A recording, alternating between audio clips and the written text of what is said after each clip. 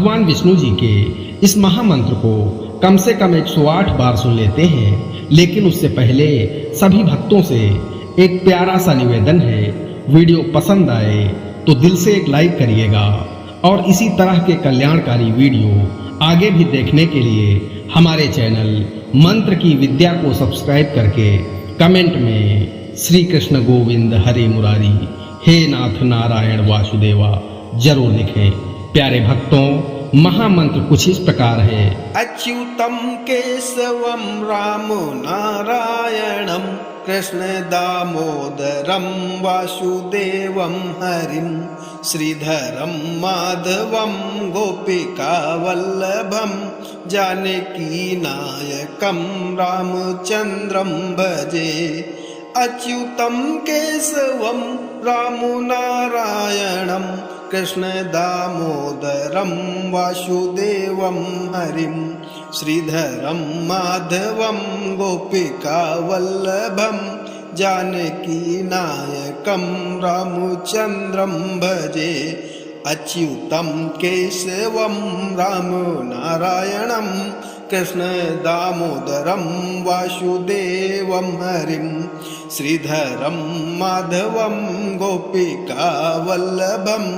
जानकी नायकम रामचंद्रम भजे। अच्युतम केशवम राम नारायणम कृष्ण दामोदरम वासुदेवम हरिम श्रीधरम माधवम गोपिका वल्लभम जानकी नायकम रामचंद्रम भजे। अच्युतम केशवम राम नारायणम कृष्ण दामोदरम वासुदेवम हरिम श्रीधरम माधवम गोपिका वल्लभम जानकी नायकम रामचंद्रम भजे।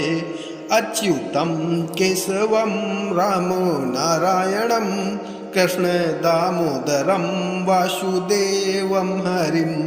श्रीधरम माधवम गोपिका वल्लभम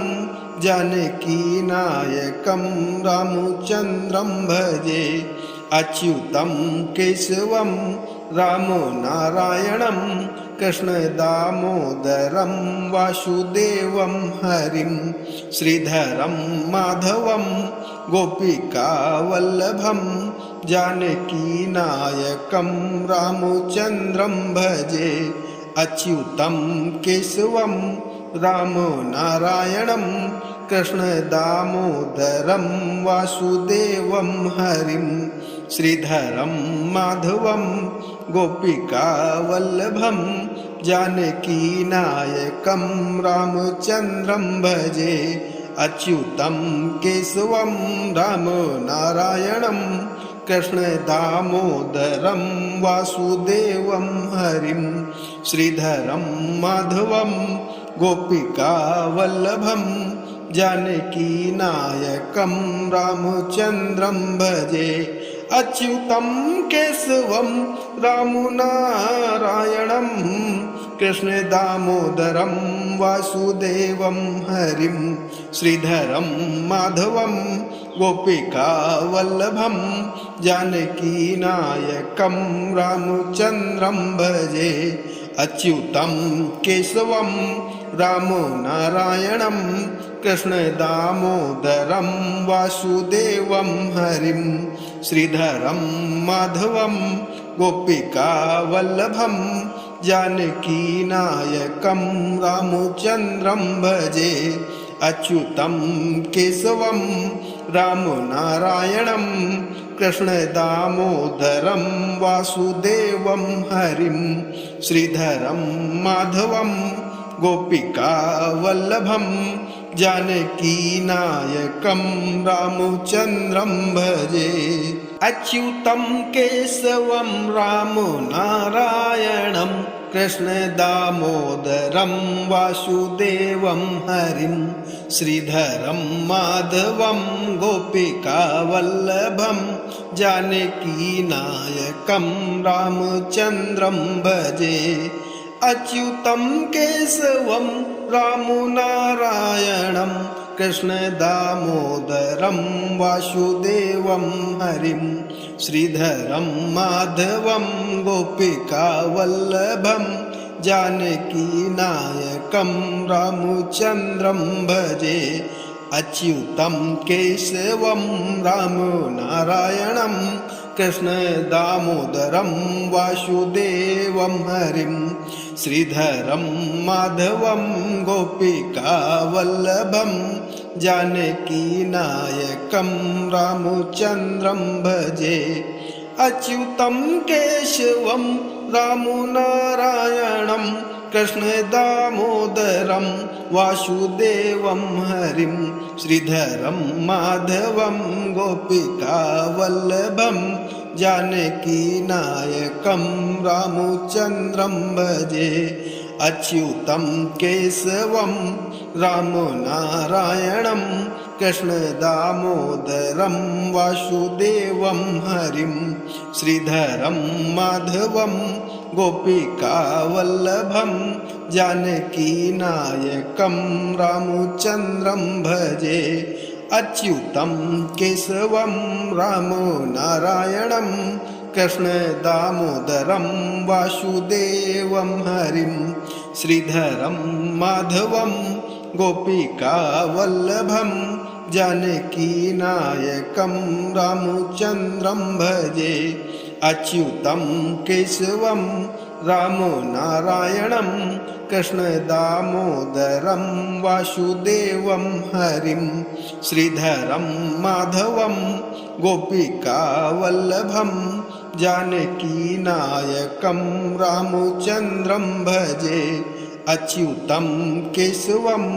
रामनारायणं कृष्णदामोदरं वासुदेवं हरिं श्रीधरं माधवं गोपिकावल्लभं जानकीनायकं रामचन्द्रं भजे अच्युतं केशवं रामनारायणं कृष्णदामोदरं वासुदेवं हरिं श्रीधरं माधवं गोपिकावल्लभं जानकीनायकं रामचन्द्रं भजे अच्युतं केशवं रामनारायणं कृष्णदामोदरं वासुदेवं हरिं श्रीधरं माधवं गोपिकावल्लभं जानकीनायकं रामचन्द्रं भजे अच्युतं केशवं रामनारायणं कृष्णदामोदरं वासुदेवं हरिं श्रीधरं माधवं गोपिकावल्लभं जानकीनायकं रामचन्द्रं भजे अच्युतं केशवं रामनारायणं कृष्णदामोदरं वासुदेवं हरिं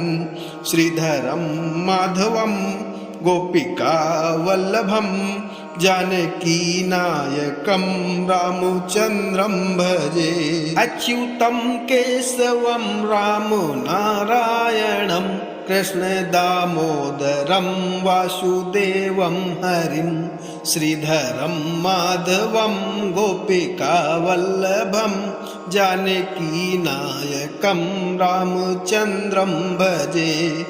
अच्युतं केशवं रामनारायणं कृष्णदामोदरं वासुदेवं हरिं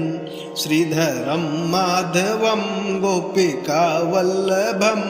जानकीनायकं रामचन्द्रं भजे अच्युतं केशवं रामनारायणं कृष्णदामोदरं वासुदेवं हरिं श्रीधरं माधवं गोपिकावल्लभं जानकीनायकं रामचन्द्रं भजे अच्युतं केशवं रामनारायणं कृष्णदामोदरं वासुदेवं हरिं श्रीधरं माधवं गोपिकावल्लभं जानकीनायकं रामचन्द्रं भजे अच्युतं केशवं रामो नारायणं कृष्णदामोदरं वासुदेवं हरिं श्रीधरं माधवं गोपिकावल्लभं जानकीनायकं रामचन्द्रं भजे अच्युतं केशवं रामो नारायणं कृष्णदामोदरं वासुदेवं हरिं श्रीधरं माधवं गोपिकावल्लभं जानकीनायकं रामचन्द्रं भजे अच्युतं केशवं रामो नारायणं कृष्णदामोदरं वासुदेवं हरिं श्रीधरं माधवं गोपिकावल्लभं जानकीनायकं रामचन्द्रं भजे अच्युतं केशवं रामो नारायणं कृष्णदामोदरं वासुदेवं हरिं श्रीधरं माधवं गोपिकावल्लभं जानकीनायकं रामचन्द्रं भजे अच्युतं केशवं रामो नारायणं कृष्णदामोदरं वासुदेवं हरिं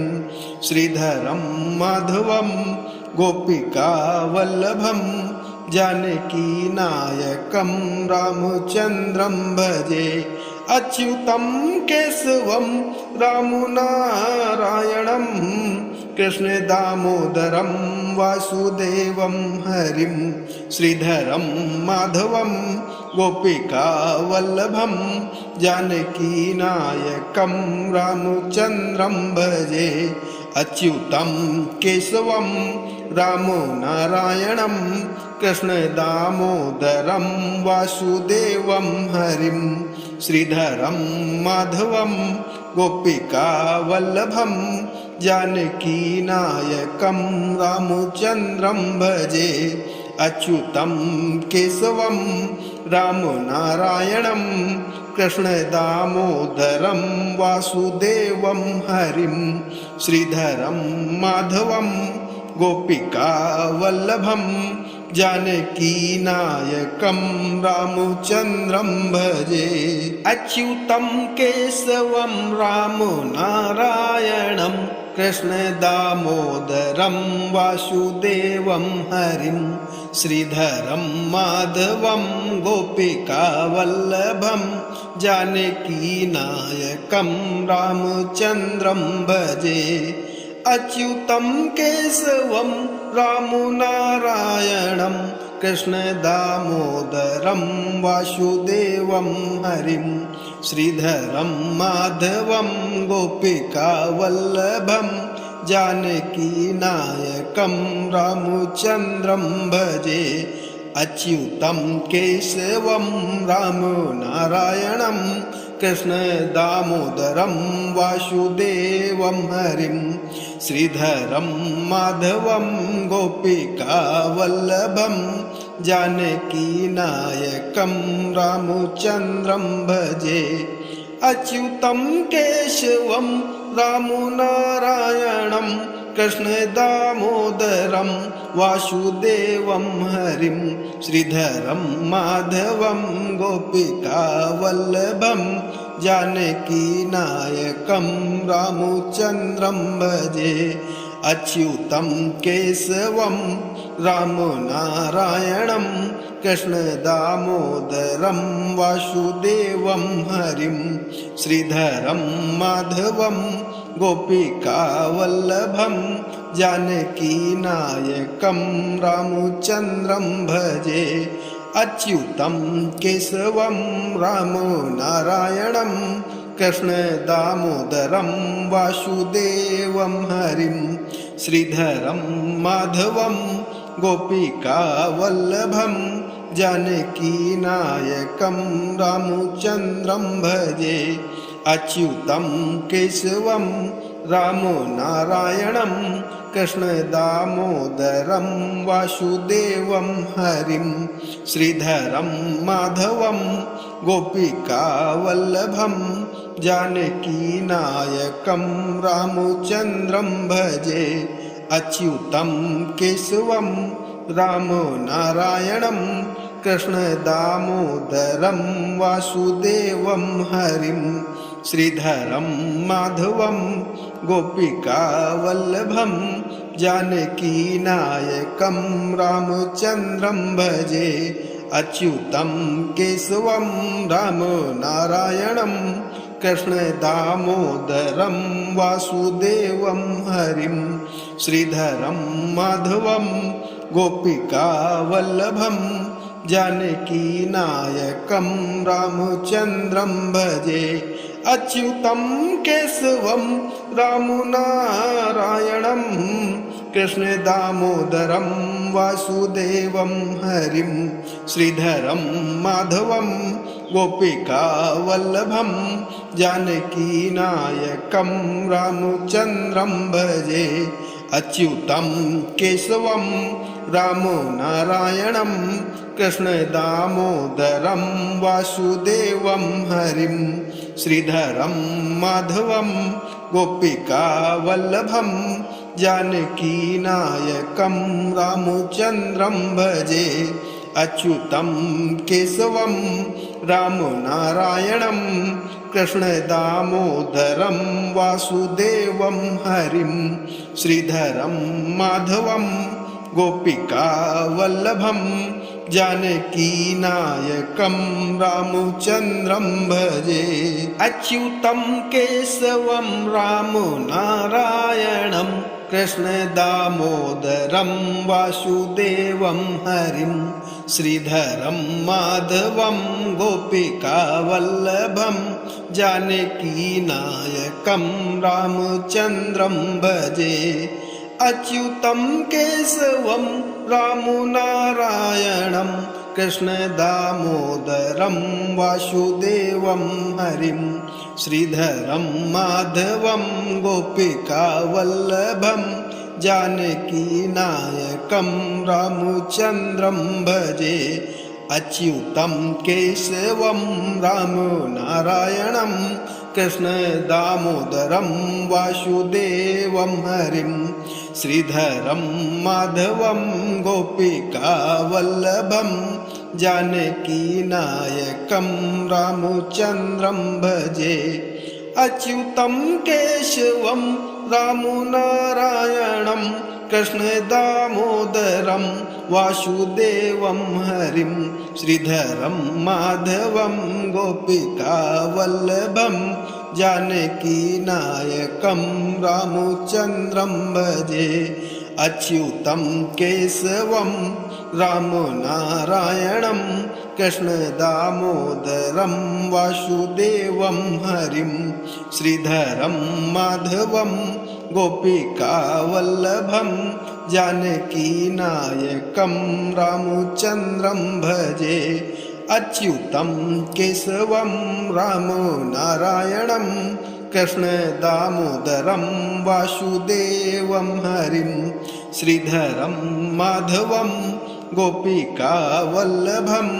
जानकीनायकं रामचन्द्रं भजे अच्युतं केशवं रामनारायणं कृष्णदामोदरं वासुदेवं हरिं श्रीधरं माधवं गोपिकावल्लभं जानकीनायकं रामचन्द्रं भजे अच्युतं केशवं रामनारायणं कृष्णदामोदरं वासुदेवं हरिं श्रीधरं माधवं गोपिकावल्लभं जानकीनायकं रामचन्द्रं भजे अच्युतं केशवं रामनारायणं कृष्णदामोदरं वासुदेवं हरिं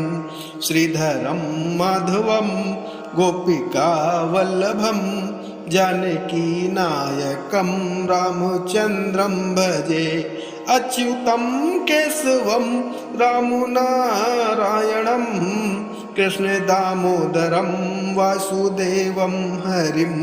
श्रीधरं माधवं गोपिकावल्लभं जानकीनायकं रामचन्द्रं भजे अच्युतं केशवं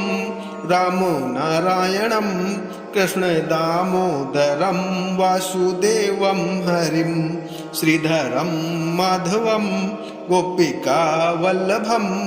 जानकीनायकं रामचन्द्रं भजे अच्युतं केशवं रामो नारायणं कृष्णदामोदरं वासुदेवं हरिं श्रीधरं माधवं गोपिकावल्लभं जानकीनायकं रामचन्द्रं भजे अच्युतं केशवं रामो नारायणं कृष्णदामोदरं वासुदेवं हरिं श्रीधरं माधवं गोपिकावल्लभं जानकीनायकं रामचन्द्रं भजे अच्युतं केशवं रामो नारायणं कृष्णदामोदरं वासुदेवं हरिं श्रीधरं माधवं गोपिकावल्लभं जानकीनायकं रामचन्द्रं भजे अच्युतं केशवं रामो नारायणं कृष्णदामोदरं वासुदेवं हरिं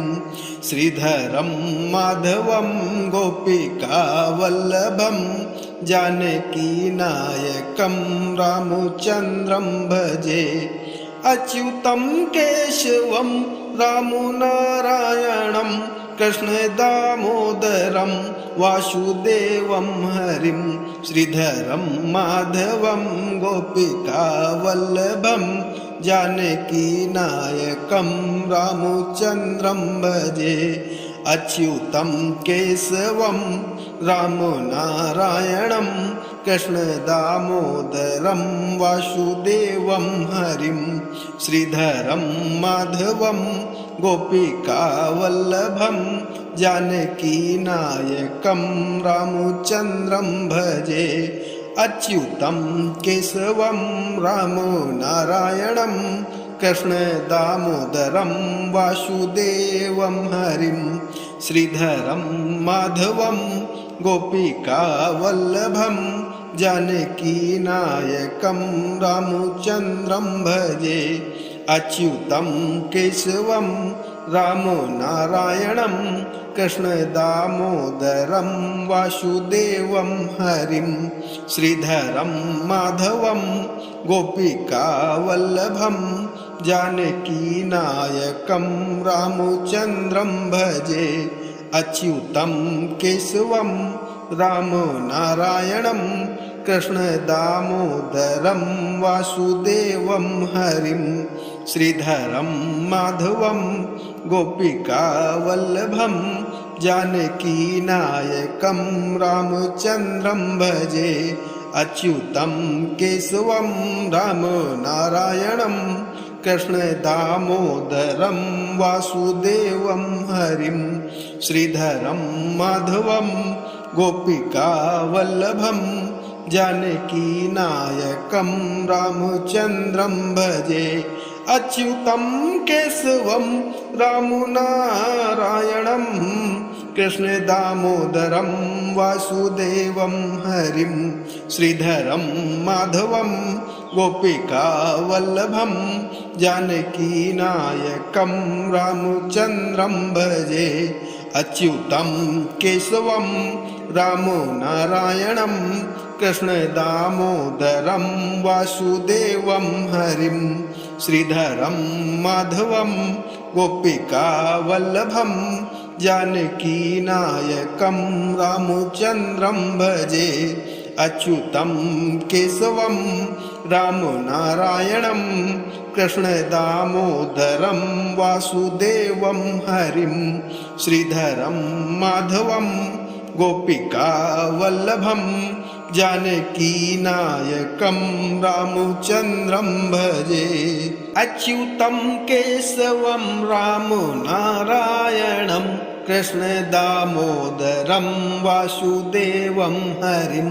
श्रीधरं माधवं गोपिकावल्लभं जानकीनायकं रामचन्द्रं भजे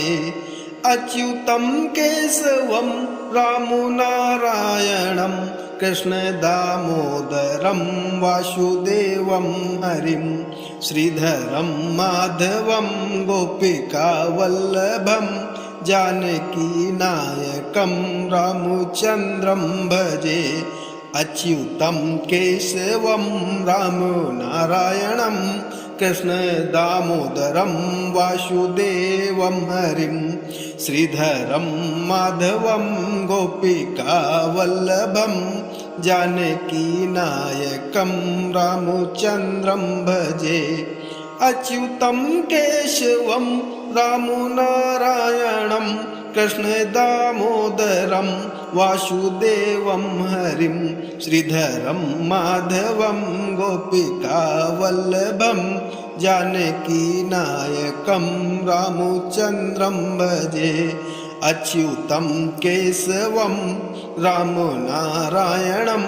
कृष्ण दामोदरं वासुदेवं हरिं श्रीधरं माधवं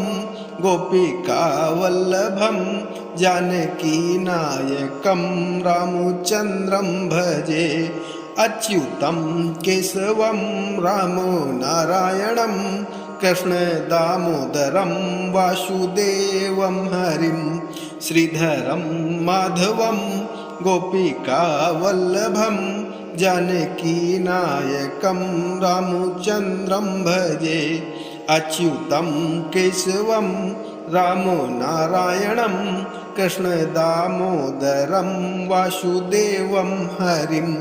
श्रीधरं माधवं गोपिकावल्लभं जानकीनायकं रामचन्द्रं भजे अच्युतं केशवं रामनारायणं कृष्ण दामोदरं वासुदेवं हरिं श्रीधरं माधवं गोपिकावल्लभं जानकीनायकं रामचन्द्रं भजे अच्युतं केशवं रामनारायणं कृष्ण दामोदरं वासुदेवं हरिं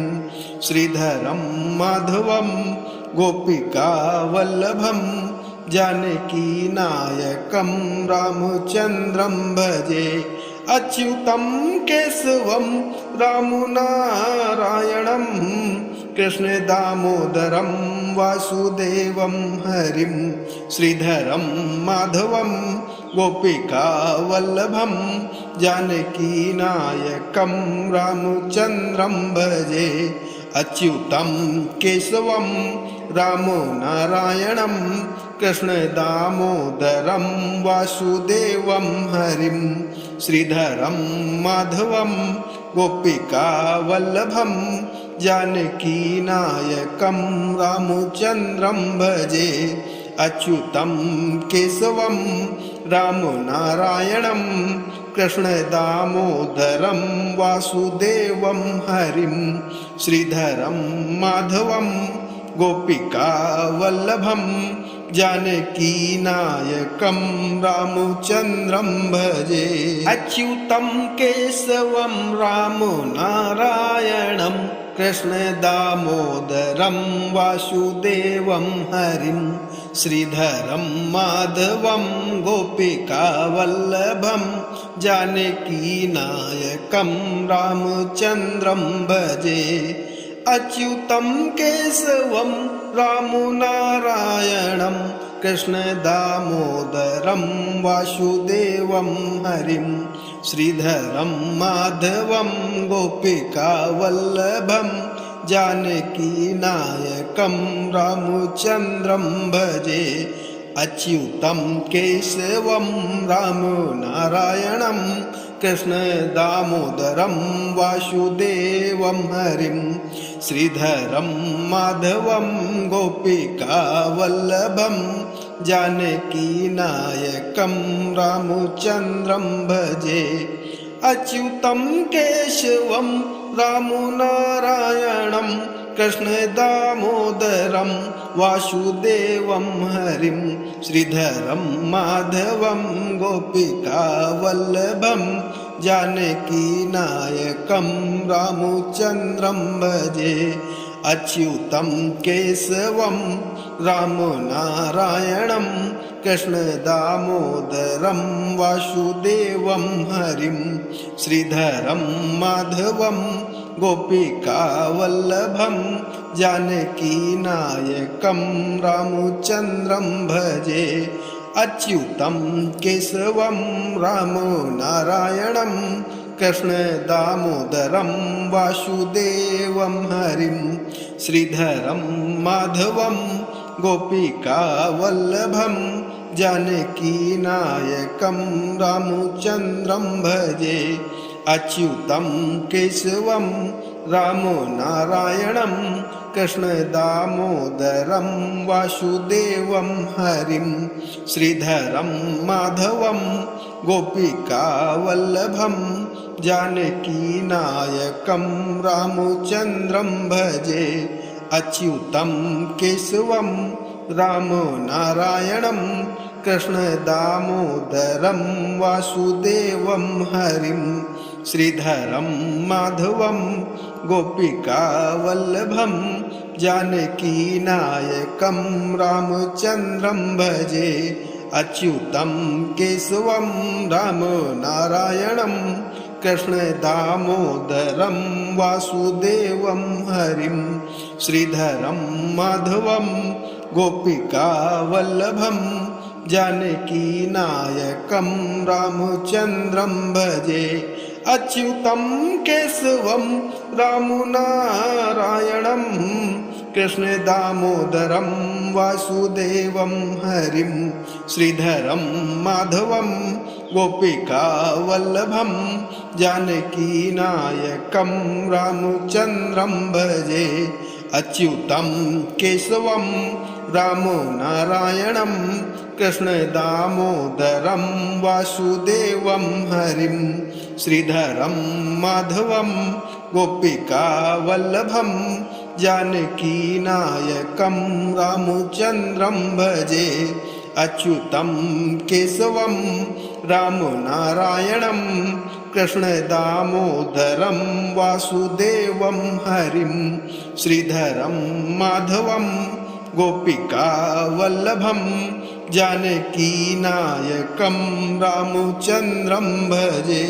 अच्युतं केशवं रामनारायणं कृष्ण दामोदरं वासुदेवं हरिं श्रीधरं माधवं गोपिकावल्लभं जानकीनायकं रामचन्द्रं भजे। अच्युतं केशवं रामनारायणं कृष्ण दामोदरं वासुदेवं हरिं श्रीधरं माधवं गोपिकावल्लभं जानकीनायकं रामचन्द्रं भजे। अच्युतं केशवं रामनारायणं कृष्ण दामोदरं वासुदेवं हरिं श्रीधरं माधवं गोपिकावल्लभं जानकीनायकं रामचन्द्रं भजे। अच्युतं केशवं रामनारायणं कृष्ण दामोदरं वासुदेवं हरिं श्रीधरं माधवं गोपिकावल्लभं जानकीनायकं रामचन्द्रं भजे। अच्युतं केशवं रामनारायणं कृष्ण दामोदरं वासुदेवं हरिं श्रीधरं माधवं गोपिकावल्लभं जानकीनायकं रामचन्द्रं भजे। अच्युतं केशवं रामनारायणं कृष्ण दामोदरं वासुदेवं हरिं श्रीधरं माधवं गोपिकावल्लभं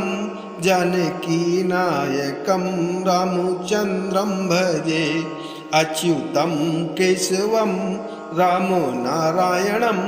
कृष्णदामोदरं वासुदेवं हरिं श्रीधरं माधवं गोपिकावल्लभं जानकीनायकं रामचन्द्रं भजे अच्युतं केशवं रामो नारायणं कृष्णदामोदरं वासुदेवं हरिं श्रीधरं माधवं गोपिकावल्लभं जानकीनायकं रामचन्द्रं भजे अच्युतं केशवं रामो नारायणं कृष्णदामोदरं वासुदेवं हरिं श्रीधरं माधवं गोपिकावल्लभं जानकीनायकं रामचन्द्रं भजे अच्युतं केशवं रामो नारायणं कृष्णदामोदरं वासुदेवं हरिं श्रीधरं माधवं गोपिकावल्लभं जानकीनायकं रामचन्द्रं भजे अच्युतं केशवं रामो नारायणं कृष्णदामोदरं वासुदेवं हरिं श्रीधरं माधवं गोपिकावल्लभं जानकीनायकं रामचन्द्रं भजे अच्युतं केशवं रामो नारायणं कृष्णदामोदरं वासुदेवं हरिं श्रीधरं माधवं गोपिकावल्लभं जानकीनायकं रामचन्द्रं भजे।